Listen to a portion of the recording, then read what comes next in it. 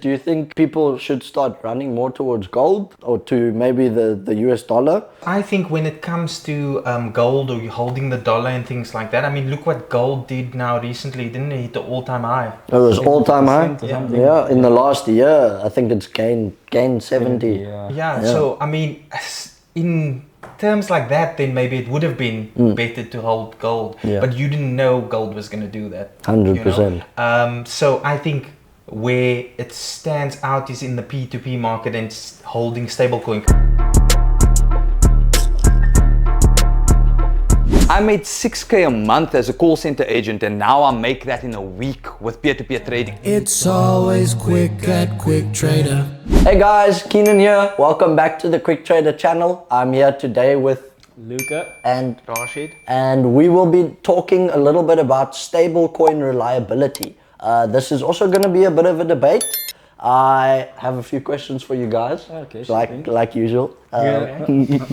So I want to get right into it. I have been thinking a lot about the reliability of stablecoins as of recently, and I've been doing quite a bit of research into, you know, what the stablecoins have been doing, why they've been going down quite a bit. I think we checked USDT today, it was 15 Rand something. 1580, yeah. 1580. So it's not necessarily up there anymore. I know when I started my P2P journey, we were sitting at about 17 Rand. Yeah. So it was quite it's quite a drop for a stable coin per se. Even not too long ago, I checked it was like 1670 or something. Yeah, and I mean, for it to lose that kind of value, especially on the Rand side of things, it's quite hectic, Yeah, man. it is quite. But then again, the Rand's just doing really well at the moment. The Rand is compared doing, to the dollar. So maybe that also has an impact on things. Yeah. Yeah. So I guess you can see some pull there. Yeah, I've been seeing quite Ramaphosa seems to be managing us quite well. Yeah. You know, I know we were talking. Were you gonna say something? No. I know we were talking about a Rand stablecoin recently. Yes. And imagine Ramaphosa had to like launch a proper Rand stablecoin, man. Like something that's actually tied to our values and what do you call it when it's tethered? Yeah, but it's a tangible currency. Oh, I see what Yes. you mean, yeah. So like a tangible asset, so you can go and use it in the shop or shops whatever, and yeah. dude, that would be awesome. Obviously that would mean also the crypto market going a lot more public, I would say, and our framework is not there yet with regards to the crypto market in South Africa. No, I don't think so. There's a lot that still needs to. We need to go. There's a lot that still needs to be done before we're ready. Let me just say that. Yeah. I totally agree with you, man. But we'll get there. Yeah. I think South Africa is doing well for itself. I mean, Absa just started now with their Absa coin, and they are backing the Supercoin, the ZAR Supercoin. So I mean, a bank's behind us already. We just need more banks, more South African Absa's banks. been great, man. They're very supportive of the crypto scene at the moment. All of a sudden. All of a sudden, yeah, they got their back opportunities there. Yeah. If you But- can't beat them, join them. Exactly. I have a big question for you, and I just want to know from your side. You're quite new to the crypto space, so I would love to get to kind of pick your brain a little bit, right? Do you think that the P2P market can survive, right, if stablecoin liquidity continues to shrink during all of these downturns that we're having? Obviously, we've just spoken about the value of the coins dropping, right? So USDT was at 17 Rand. I started 2 years ago. It's now sitting at 15 Rand now. Do you think that this drop's going to continue, or do you think the stable coins are going to hold true to their name? I think, thank you for your question, by the way. I think it's tethered to the dollar, right? So if the dollar keeps underperforming or performing, it's going to stay linked to that, right? So I think you started 2 years ago, USDT was at 17 Rand. Yeah, correct. Right? 17. Now we're at 15 Rand 80. For 2 years, we had a 1 Rand 20. 120 drop. It's not that bad. So to me, I think stablecoin is living up to its name and it's staying stable.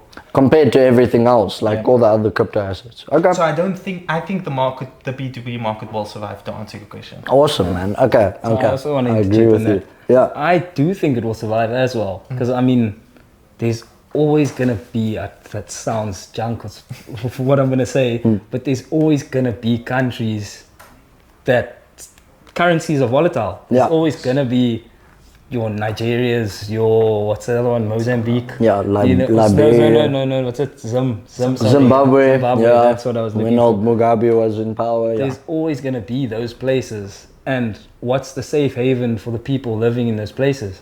P2P. P2P. What do they usually invest in? Stable coins. That's usually what they're holding. So I do feel like P2P will be okay. It will come out fine. I totally agree with you.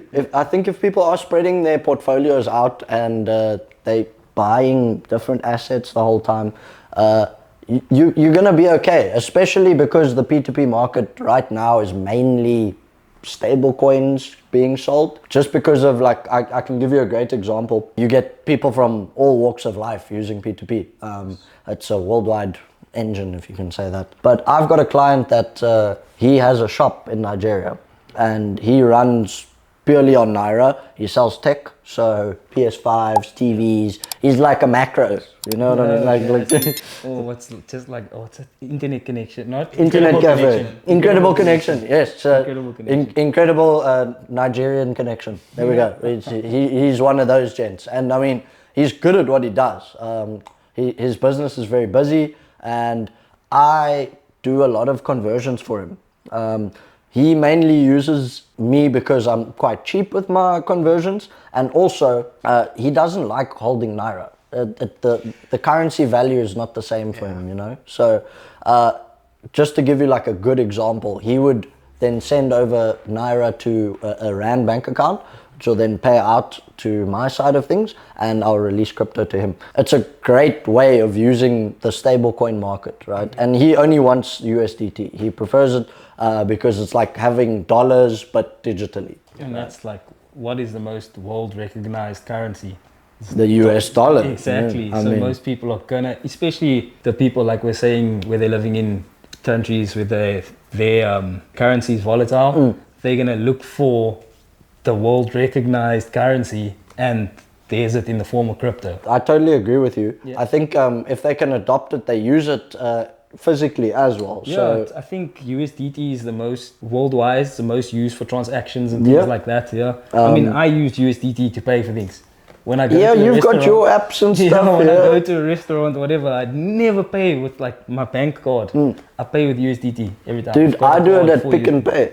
Oh, really? Yeah, I use the scan and I scan to pay with crypto. With ValoPay. Yeah, I've done that too. dude, it's amazing. So there's a lot of stuff that these stablecoins have been helping with, you know, and reliability-wise, I think it's personally a very reliable way of maybe not using your paper money, you know, just not using fiat currency. So there is another question that I had for you specifically. You know, P2P markets, they rely heavily on stablecoins, as we've been saying, right? So they use the stablecoins a lot as like a bridge. And this will be to bridge from different types of crypto. This will also be on and off ramps for fiat currency. So from rands into USDT or from USDT into rands, for an example. That's just the easy one.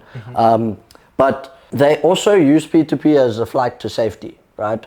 Now, my question to you is, do you think people should start running more towards gold or to maybe the US dollar? Or do you think that makes the P2P ecosystem kind of lose its entire engine, its whole primary engine?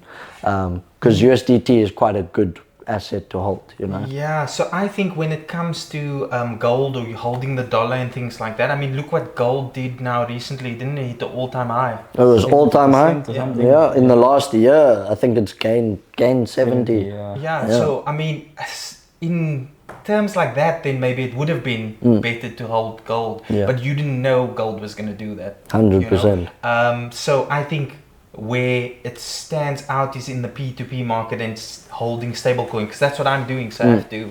Yeah, you were saying you stick with love the one. holding them stable coins. All the stable coins, it's Yeah. stable, it's true to its name, and if ever I need to do something else, I'll do the swap. But I think I just feel a bit uncomfortable, maybe because I know the crypto market better than I know the gold or what gold or the dollar will be doing. Yeah. So I'll rather keep it in the stable coin than transfer. And I'm sure there's other people out there that will do the same thing. Yeah, So I I don't think for the crypto gurus, Yeah, exactly. I would mostly agree with you. I think the only thing that really offsets holding USDT versus holding gold for me personally is you can hold, when you buy gold, it's quite expensive, right? So when you're buying gold, you need to really commit to what amounts you're putting in. I know at the time, Kruger Rands, you can buy different size Kruger Rands, right? So you can buy a 1/10, a 1/4, a 1/2, and then a full Kruger Rand, right? So each of these types of Kruger Rands have different values, and I think with P2P, you can just go and chuck, like, even let's say you have an extra 100 Rand lying around, you can use that. Rand into USDT. It's not going to be much. But it'll be there, you Yeah. know, and it's still gonna hold its value per se.